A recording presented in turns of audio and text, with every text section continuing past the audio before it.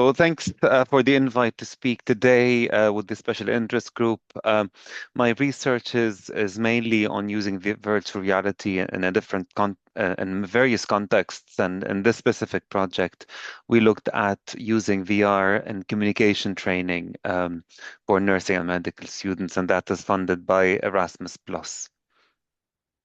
So a bit of background, this is a consortium of a number of universities, and we have an SME as well who built the VR software. So we're based in Prague, in the Netherlands. We've two partners in Germany, in Portugal, with the AIIHPC on board, as well as our impact partners and UCC here in Cork. So the study I'm presenting is the main work package, which was led by University College Cork in this project. And that's a photo from our kickoff meeting in Germany, in Munich. So using AI in nursing and medical education, some key benefits. So what AI does in this context, it helps with personalized learning. It's adaptive, quizzes as examples, space review, improve mastery, and so on. So there's a lot of adapting and individualizing teaching and learning as part of this. Um, when we look at simulation virtual patients, this is safe practice of decision making and procedures, and AI can be embedded in immersive technologies like VR to be more responsive to simulation and virtual patients. So there's safety in there as well because you're practicing with a virtual dummy as opposed to a real human being. There's immediate informative feedback through AI tutors and automated assessment. So there's scope to embed all these within the functionalities of AI in VR. So, educational applications, these are some examples where AI could be used. So, it could be AI-driven OSCEs. So, these are clinical skills assessments, um, LLM generating practice questions and case-based learning. So, again, machine learning, using machine learning to generate questions and cases, and learning analytics to identify learners' need support. So, there's a lot of functionalities within AI that can be used to enhance the learning experience in healthcare education. There are risks, of course. There's bias and equity risks with concerns from non-representative training, transparency and privacy, with AI use and where the data goes and so on. So there needs to be some safeguards in place. Over-reliance. So again, there's a risk that because AI makes things easier, that people would be overusing AI. And the risk of replacing clinical judgment, human care, and so on, which is at the core of palliative care in this context, or in the context of this forum. Implementation essentials, you need AI tools that align with learning outcomes. You need to pilot, evaluate usability, learning impact, and so on. And you need people to know about AI and you need to increase AI literacy, be it among educators, among students, and so on. So when it comes to virtual reality technology, so AI is something we embedded within VR. So VR, we know that there's an increase of around 52% in VR related to healthcare education, particularly since COVID. So where universities were looking for more innovative or more, not innovative, but alternative ways of teaching, virtual reality was considered as one of the modes of doing that remotely. So it is projected that there's a boost in the global economy as a result of that. So we see here 265 billion euro boost by 2030. So it is a growing technology that is used in various contexts, including education. We know that VR improved knowledge acquisition, psychomotor skills, decision making, clinical readiness, and nursing and medical education. It offers risk-free practice for critical scenarios, helping overcome limited real-world exposures. It enables self-paced learning, performance review, empathy building. So we tested all these contexts in the past. Kind of, I led a few projects before this project where we found all these benefits of VR. Using VR in communication training, what it does is it supports the development of emotionally intelligent communicators using virtual patients. Communication palliative care is complex, and you want key skills for clinicians. It is a key skill for clinicians, not only in palliative care, but for all really scenarios. Existing communication training platforms and initiatives present a key opportunity to embed VR within them. So there are existing there are existing communication platforms, and having VR embedded within them is an added bonus, and there's scope for that. So, as I said, I was involved or still involved in a number of projects involving VR in various contexts. I tested VR simulation in the past with our nursing and midwifery students.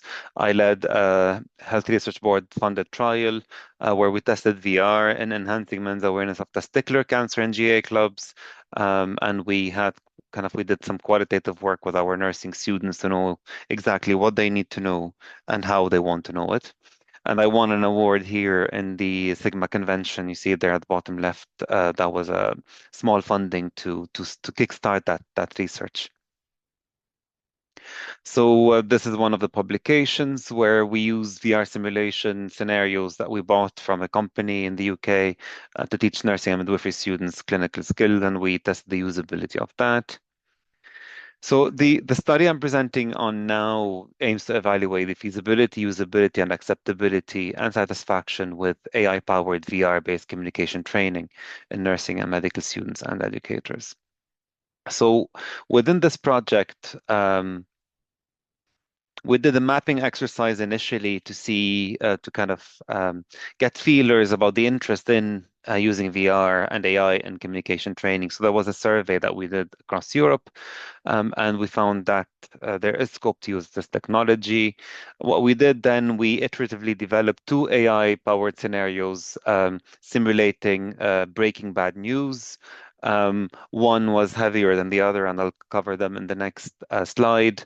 We got ethical approval from the various countries that are participating, and then we recruited undergrad and postgrad nursing and medical students as well as educators, and we use multiple ways like posters, in-class presentations, email, and so on. And then the students booked slots to try the VR simulation. So we advertised it within the school. In some universities, they could scan a QR code to do so, and educators were scheduled individually. And then we collected data in the six universities simultaneously. So we had a manual to standardize data collection across. So I created that with colleagues here from UCC. And then participants could choose one of the two scenarios of Breaking Bad News, the ones that we developed. Each of the scenario was repeated twice. The first time the participants engaged with the scenario was guided. So there was a virtual avatar giving them prompts on what to respond to the patient.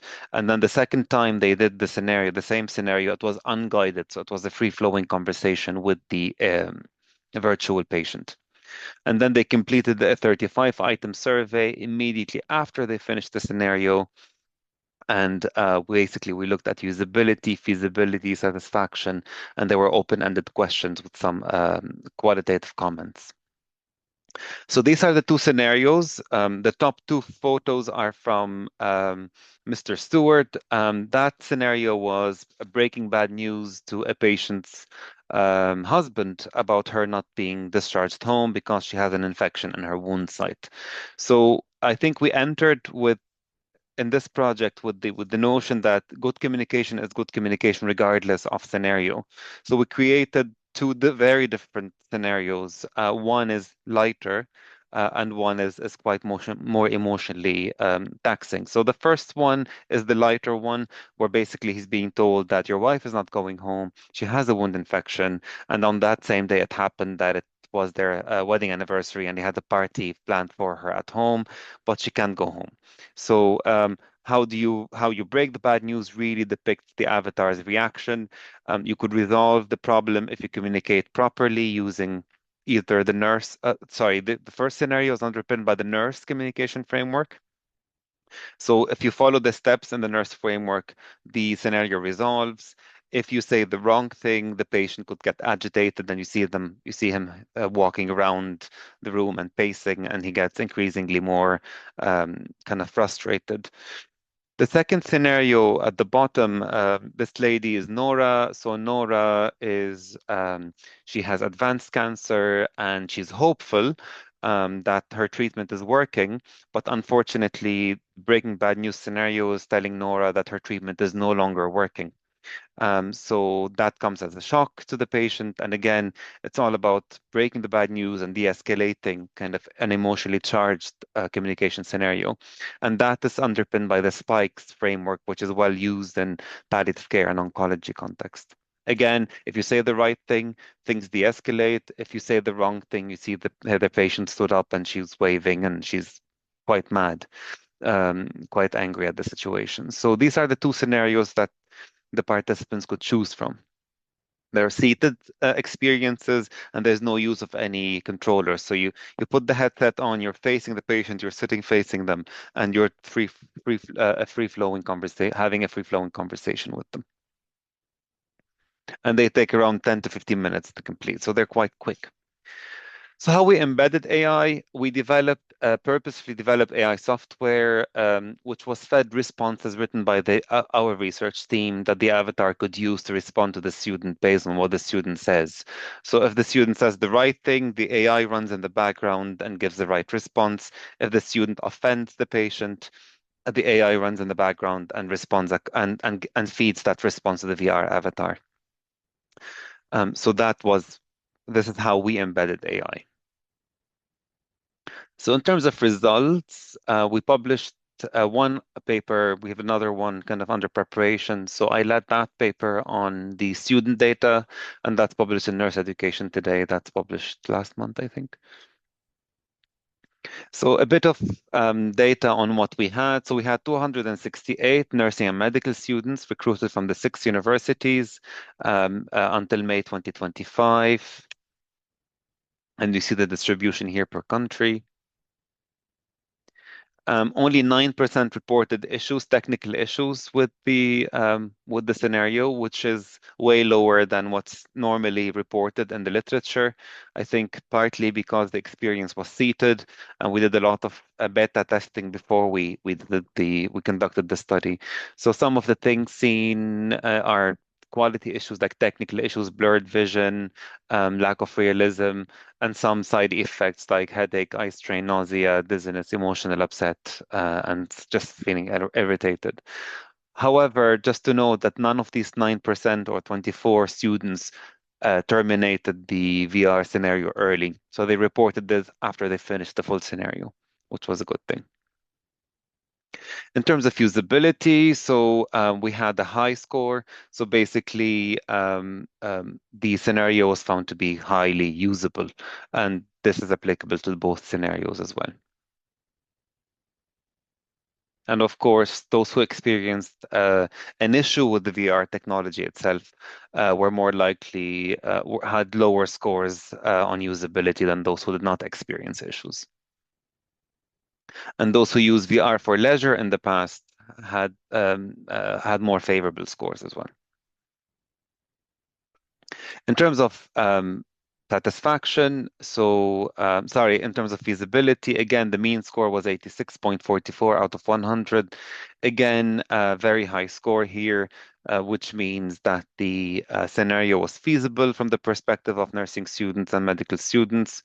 And satisfaction, you could see there, it was overwhelmingly high, with the vast majority being somewhat to extremely satisfied with the scenario to learn about communication and in terms of rating the overall scenario. The open-ended feedback, we ran qualitative and quantitative analyses because we had open-ended responses for all 268 students, so we did a count of those. And you could see the frequencies there to the right. So the elements of the VR scenario they enjoyed the most was the fact that it provided a supportive learning environment, provided an authentic experience. They they truly had to practice communication skills, and it was very VR specific kind of benefits like immersion and all that were all rated highly. What did they enjoy? They enjoyed the least? Some logistical things, some communication barrier when using technology, not a real patient. Sometimes the scenario could be unrealistic. And then the physical and emotional impact of the scenario itself. And there were no issues in some cases. So in terms of the future use of these scenarios, all the participants really, except for one, so all 268 minus one wanted to use the scenario or VR again to learn about communication. And there was lots of kind of valuable feedback given on how we can use VR in the future. So these are some quotes and data from the students. So the way the environment simulates a real-world clinical situation, including the patient's tone of voice, facial expression, and reaction, creates an extremely effective learning environment. It was good how you got to step-by-step tutorial, which you could then apply directly, and important things were always repeated. It's a clear and structured way to conduct a bad news conversation. The 360-degree view pulled you more into the scenario and so on. Just in the interest of time, I won't be able to cover all the quotes, but these are some of the things that participants wrote in the survey. As for educators, we had 52 educators who participated from the same universities. 39 of those taught medicine and 26 nursing, and then the majority kind of were across both undergrad and postgrad. So 7 of the 52 or 13% reported issues again. Majority were technical issues with the headset itself. Again, high usability score at 75 mean score, high feasibility score at mean 83.61 again, and high satisfaction with the scenarios. Some kind of open-ended comments, alternative to role play where students feel under pressure. The scenario presented in virtual reality is extremely realistic. I like the structure of the scenario divided into guided and unguided. Again, this whole using an avatar to prompt the student initially and then get them to have a free-flowing conversation with the avatar. Some technical imperfections, some delay in the avatar's reaction. So the way AI was embedded was basically you would communicate with the avatar. It takes a couple of seconds for the AI to run in the background to feed the avatar the response. So there was a bit of lag sometimes in the response, which disrupted the realism. And then here within communication, but also within the escalation, practical skills like wound care, etc. So these are some examples of where the educators thought VR could be used in the future. So to conclude, and because this was a usability feasibility study, we came out with a lot of lessons learned and things we could apply in the future when rolling this out and across these faculties. So important strength is expert collaboration. So we did really customize the VR scenarios by multidisciplinary teams, academics, clinician, communication experts, VR specialists. So we were a multidisciplinary team or interdisciplinary team, if you want, even working together to ensure that the scenarios are visually of high quality and most importantly, scientifically sound. We had a robust sample, so really across the six across the 5 countries, we had 320 participants, which exceeded kind of what we initially planned for, which was great.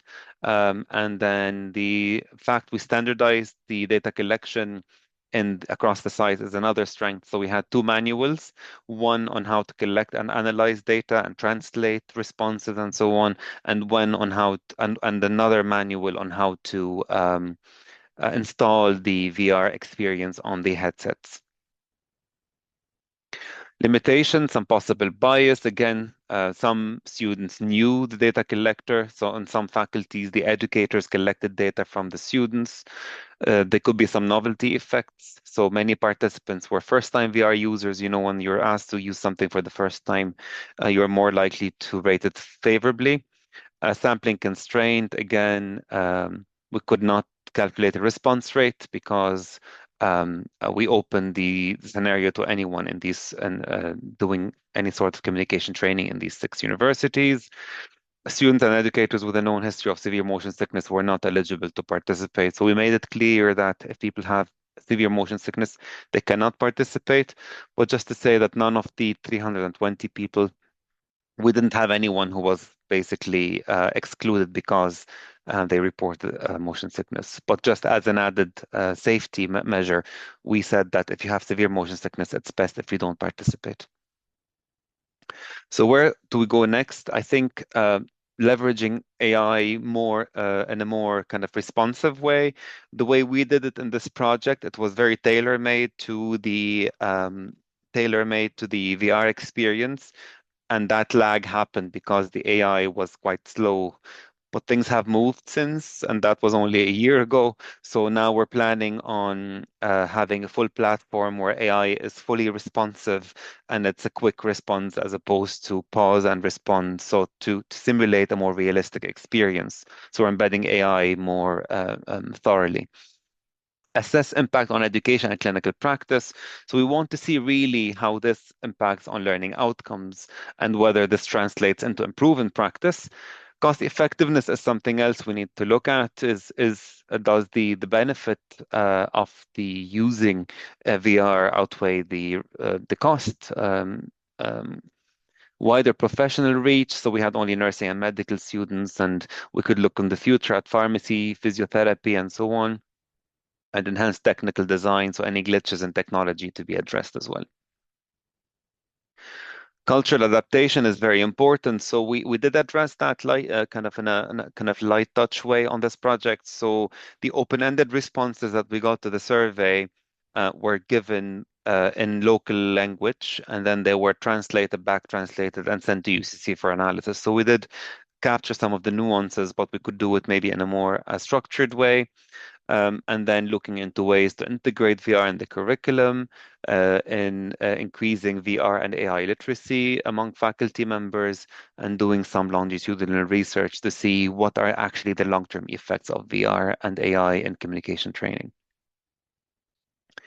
These are some of the references, and that's my email address. And I think that QR code is for the website of the project, so you could have a look at it there as well. That's me.